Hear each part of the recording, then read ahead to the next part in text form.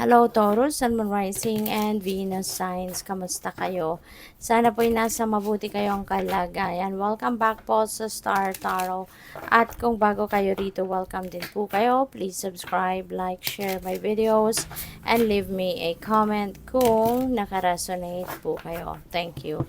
Tignan natin kung anong mga messages ni Taurus. First message po ninyo ay Knight of Emotions. So this is very exciting, no? Na Knight of Emotions energy, lalo-lalo na pagdating sa love life, no? Pagdating sa relationship. Kasi maaari no ng iba sa inyo kasi baka kayo ay single pa and po pwedeng meron ditong manliligaw sa inyo. Maybe someone is going to ask you out on a date. Kaya ano to, exciting, 'di ba? Baka ngayon magkakaroon na ng love life ang iba sa inyo na if you are seeking for love or you are seeking for a new relationship. So we also have Muse of Emotions. Ayan. So lalo-lalo na sa pagpipili ninyo no ng pwedeng makadate ninyo or pwedeng magiging jowa ninyo kasi pwedeng hindi lang iisa dito no yung manliligaw sa inyo. So gamitin mo yung inyong intuition, okay? Pakinggan mo yung inyong intuition dito para makapamili kayo ng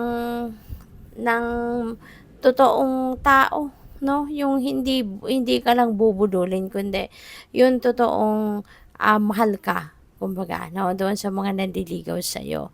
And pwede rin sa ngayon, Taurus, that you are going to embody the energy of Muse of Emotions, which is very, very sensitive, very intuitive, very emotionally mature. So, i-apply din ninyo yan, sa mga sitwasyon ninyo sa buhay sa ngayon. So, we have Queen of Emotions. Ayan. So, talagang malakas ang radar ninyo sa ngayon. 'Di ba?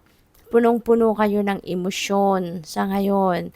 Maybe this is the time also that you are going to be receiving a lot of guidance from the divine. Maybe marami din ang papasok na divine guidance, intuitive messages, not just mga ganon, Maraming dadating na mga ganong klase ang energy sa buhay ninyo sa ngayon. Kaya pakinggan mo nga yan at i-access mong mga yan, no? Because that is going to guide you on how you're going to navigate your life.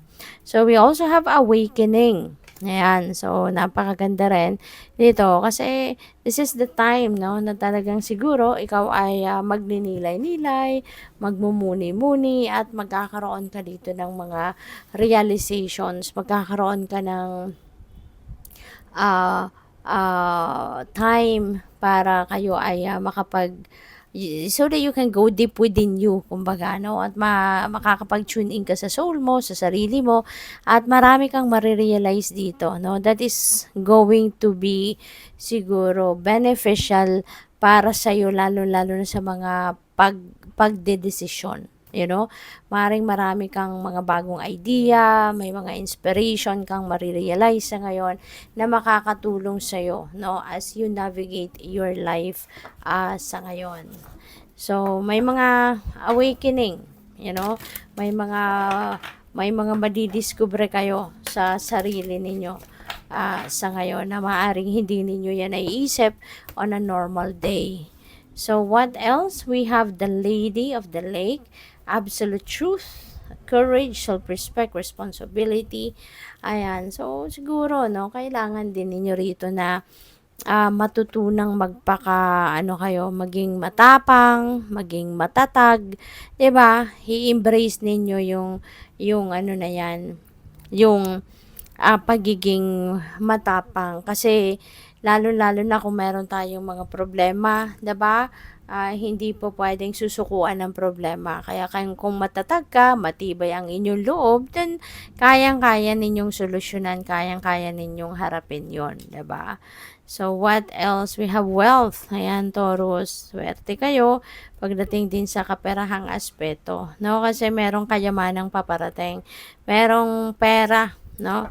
Na nadadating dito sa inyo. At feeling ko kung gaano man kalaki, no, yung perang ito, it feels like to me na ito yung magagamit ninyong kaperahan para makapag-build kayo, no? Makapag-build kayo ng strong foundation sa ano ninyo, sa money, career, and finances ninyo. Kasi pupuwedeng yung kayamanan na ito manggagaling din sa inyong negosyo or manggagaling sa inyong career, no? Or sa trabaho ninyo, pupuwedeng merong malaking perang pupuwedeng bonus 'yan, 'di ba? Or baka back pay, baka matagal na kayong hindi nababayaran sa trabaho, so this could be a big amount, no, na naipon na, puwedeng gano'n.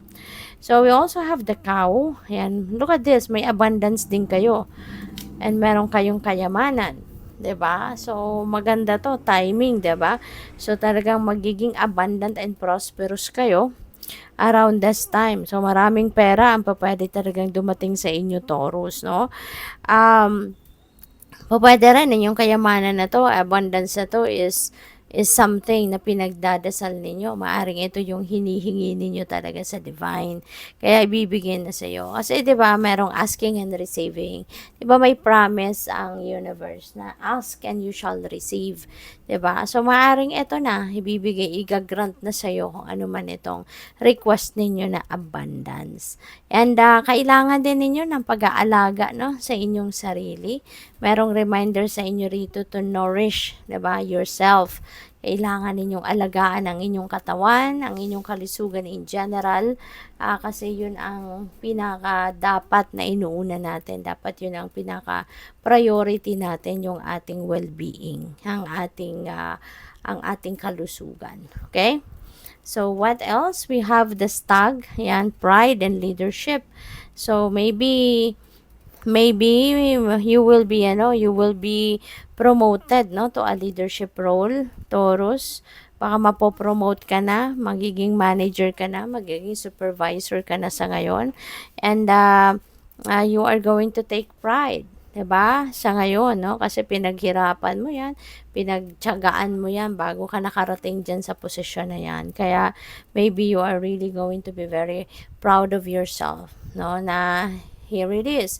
'Di ba? Pupuwedeng ito rin yung dinadasal mo, no, na promotion. So, good luck. Thank you for watching. Love and light. Namaste.